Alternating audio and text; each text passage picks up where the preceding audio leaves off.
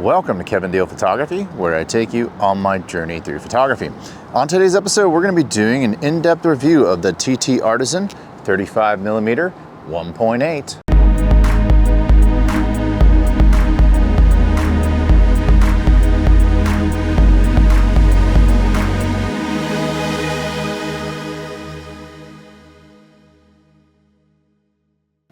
I hope you're enjoying this episode, and if you like my style, I highly encourage you to check out my F11 Photography Podcast.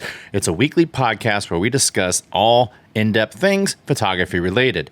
I'll leave a link in the description below where you can check us out on both Apple and Spotify, but now back to today's episode.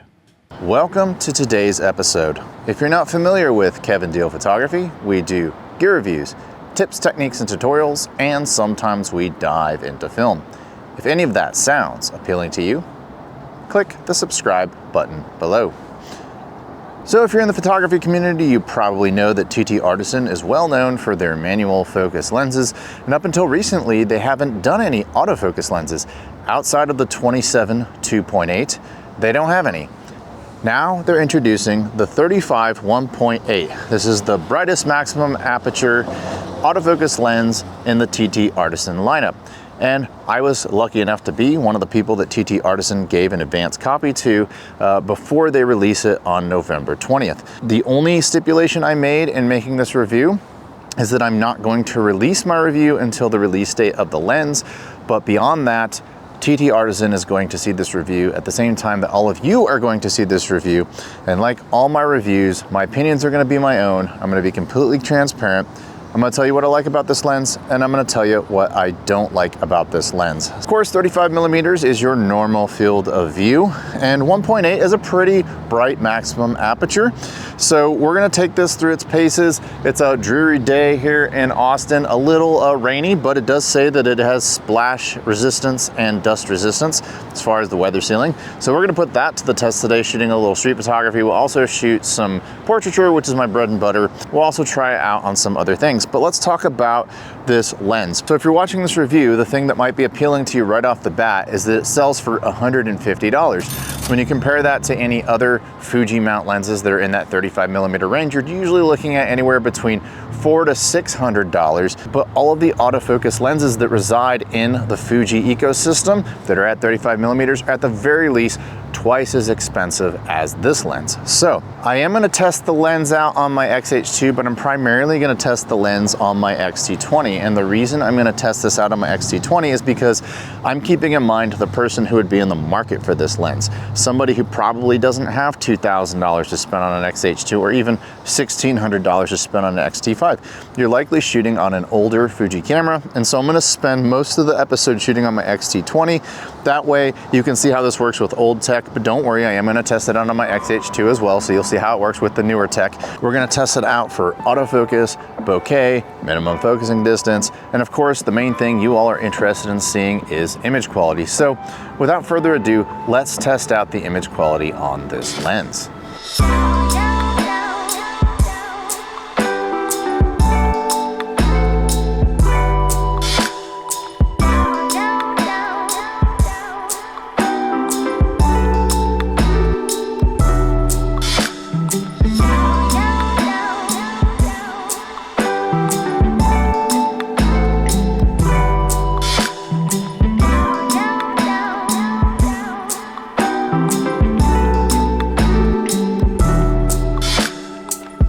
So as you can see in these examples on both the X-T20 and the X-H2, it did a great job for street photography. All these images look sharp, the colors look good. I even did some handheld shots at a 15th of a second, intentionally getting some blurry cars going by, both the scooters and the fire hydrants. And I gotta say that for street photography, this is a pretty darn good lens. If you're looking at this lens for professional work, I took it on a maternity shoot and used it for some shots, and I think as you can see right here, it's very sharp, there's a lot of contrast, and it's very fine detailed. I did a couple test headshots with my model just to test out the tracking with the eye autofocus, and I think it did a fantastic job. The only thing that stood out to me was the minimum focusing distance. As you can see right here, I have to be 0.6 meters away. That's like 2 feet away from the subject. And you can see this sign, I couldn't get very close. And so that was kind of a disappointment. But as you can see right here for both the XH2 and the XT20, the autofocus was pretty darn quick, not much slower than a native Fuji lens.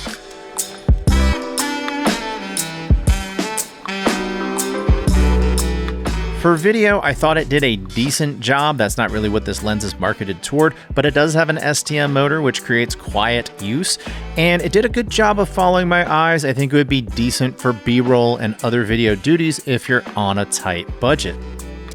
I did say I wanted to test this out as a nifty 35 for general photography, so I took it out to a park near my house on a sunnier day. I just tried some general purpose things, shooting the water, shooting the tall bushes, shooting joggers and bikers going by, etc.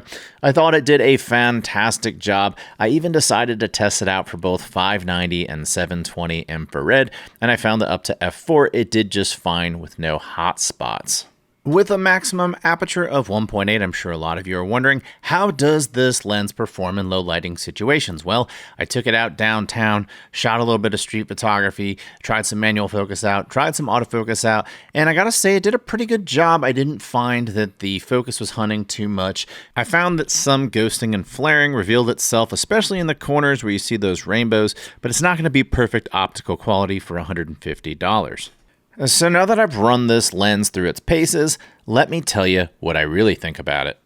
Okay, so now that I've had a chance to use the TT Artisan 35mm 1.8, what are my thoughts? Well, first and foremost, you're looking at the video use of this lens right now. I'm a little tighter than normal on this shot because I don't typically shoot a 35mm APS-C in the studio, but I'm doing it right now so you can see how the lens works for video. I'm using it with the Provia standard film simulation baked in, but this is how well it does for studio usage. So I'm actually back about another third of a meter than I normally am, or about another foot, because this lens is a little tighter than I'm used to using. I usually use something that's more like in the 23 or maybe even the 16 range. So little tight for video, but I think it does a good job. And so let's talk about what we like and don't like about this lens. So what are the pros of this lens? Well, I think it's built incredibly well. It's kind of your mixture of plastic and metal. I think that the focus ring on it is nice and smooth. It's large. It's easy to get your fingers on. And I think that the included metal lens hood was a nice addition. Obviously, the price on it, $150. You can't find another autofocus lens for the entire Fuji X mount that I'm aware of that's at $150. But the 35mm market is incredibly crowded. So where does this lens fit in the 35mm focal length for the Fuji X mount? They do make a native XC from Fuji that's about $50 more than this. It is darker at f2, but it is also incredibly sharp. You also have options from Viltrox. They make their own 33 1.4, which is $299. You have the Sigma 30 1.4, which I believe is somewhere in that $300 or $350 price point. So there's a lot of traffic in this focal length, but none of them get within $50 of this TT Artisan lens. So for that, it's a pro if the lens is sharp. And as you can see in the examples that I've shown you, I think that the lens is decently sharp. Do I think this lens is punching above its weight class and it's as sharp as the 33 1.4 or even the Sigma 30 1.4?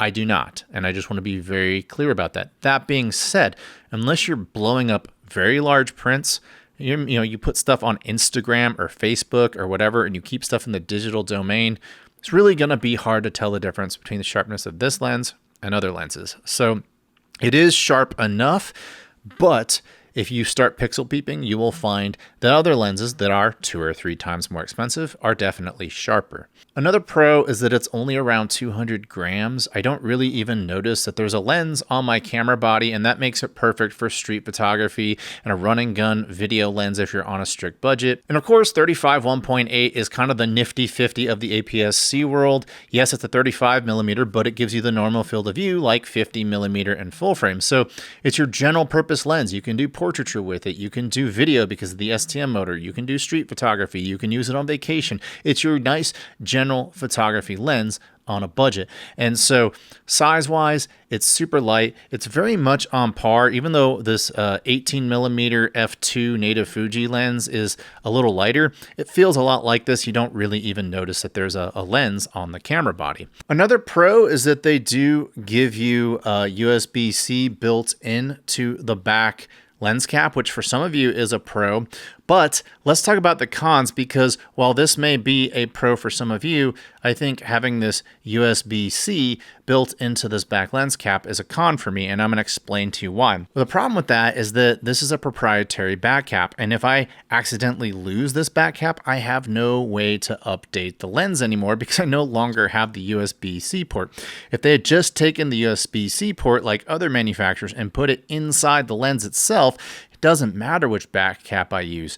And so while this seems to be a pro, to me it's actually a con, because if I lose it, I have no way to update the firmware in my lens. The final thing I want to talk about that's a con on this lens is that the minimum focusing distance is surprisingly far on it. It's about twice the distance as any other lens around this focal length. A 30, a 33, or a 35 from Sigma or Viltrox or Fuji, they're all going to have about half the minimum focusing distance. And the minimum focusing distance on this is actually quite noticeable. If you're the type of person who likes to walk up to something and get close to it and throw things out of focus, you will find that it's surprisingly long on this, and you don't get as close to things as you probably want to be. So in the side-by-side comparison, both lenses at 1.8, you can see that the Sigma on the right, because it gets closer despite being 5mm wider, can produce much larger bokeh balls due to that minimum focusing distance.